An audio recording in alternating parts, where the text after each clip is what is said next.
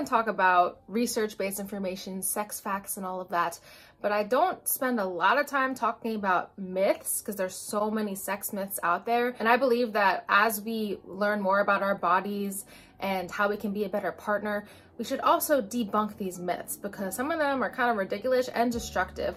Make sure you watch until the end of the video because the most important myth is at the end of the video. I'm going to be providing 5 myths about sex, debunking them because they are not research-based.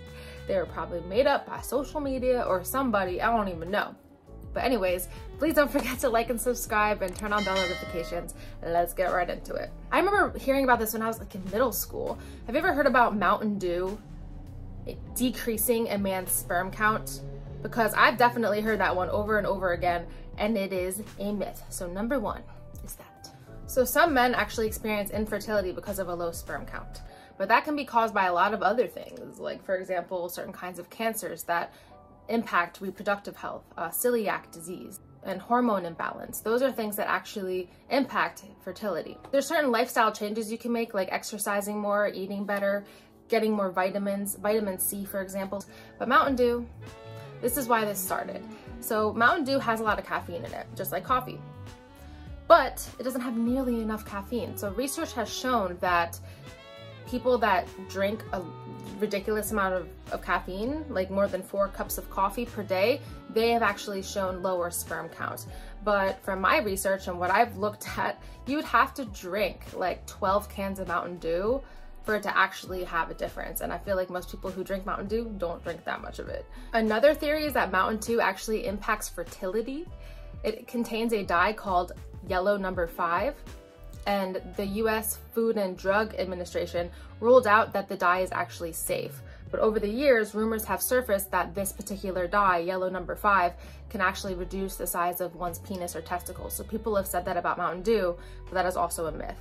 It's a rumor. Rumor number 2 is that vaginas get loose depending on the amount of sex someone's had. Like a prostitute might have a loose vagina. That is actually not true. So the vagina expands and contracts and it goes back to the way that it was. There's vaginal tenting, where I've talked about before. So like when a woman has sex and she gets turned on, the inside of the vagina opens up so she can tolerate like bigger sizes. And it also expands, of course, for childbirth, but it snaps back. I was reading this article and it was talking about how, think about it like a mouth. When you're eating food, you expand your mouth and then it goes back. You know, it's kind of like that. I have heard some guys say that they can feel a difference if a woman has had sex recently, if, you know, based on the looseness, but I can't find any research to actually back that up. So for me, I'm just hearing it like hearsay. Comment below if this has happened to you, if you felt like this is something, but based on my research, that doesn't happen. Like after sex, it goes back to the way that it is. After childbirth, it takes a couple days and then it goes back to the way it is. So the roast beef pussy myth is completely false. Vaginas go back to the way that they are after expanding for sex, babies, etc. Number 3 is pretty funny. So somebody in my live brought up this thing called cumbrellas because I was like talking about fake eyelashes. And there was this myth going around that a London prostitute back in the day invented eyelashes, false eyelashes, in order to protect her eyes from semen when she was giving blowjobs. So I looked this up and apparently it was a myth that was started on social media. The person that actually came up with eyelashes is a woman named Anna Taylor, and that was in Canada in the 1900s. Yes, like somewhere in the 1900s, the early 1900s. So that is completely false, but I thought it was funny because it's like umbrella, you know, you put like a C in front of umbrella, cumbrella. Also false, but I thought that was a funny one I would throw in there. Number 4, very important. A lot of people believe that the pull-out method can actually prevent pregnancy. This is not true. Of course, there are some ways that you can like pull out and you won't get pregnant. Of course, that happens sometimes. But for every 100 people that do the pull-out method, 22 people will get pregnant every year. That's 1 in 5. Those aren't good statistics. They're not working in your favor. Here's the thing.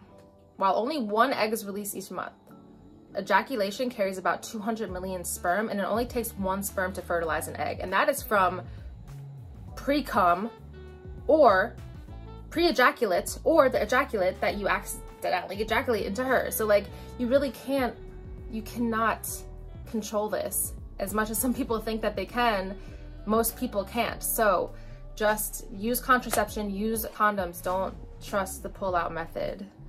It does not work every single time.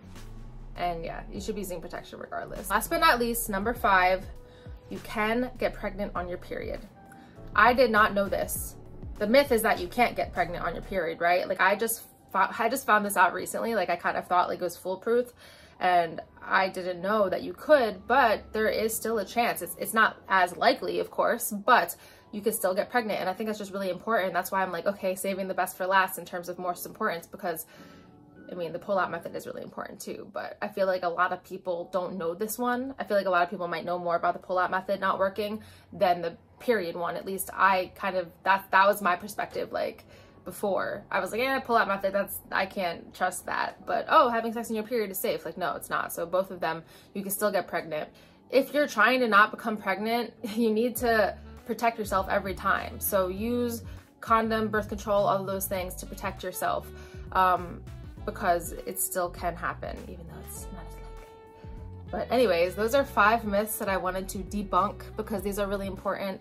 The more that we know what's actually false, what's false information, versus the actual facts, the more we can protect ourselves and the more we can spread this knowledge.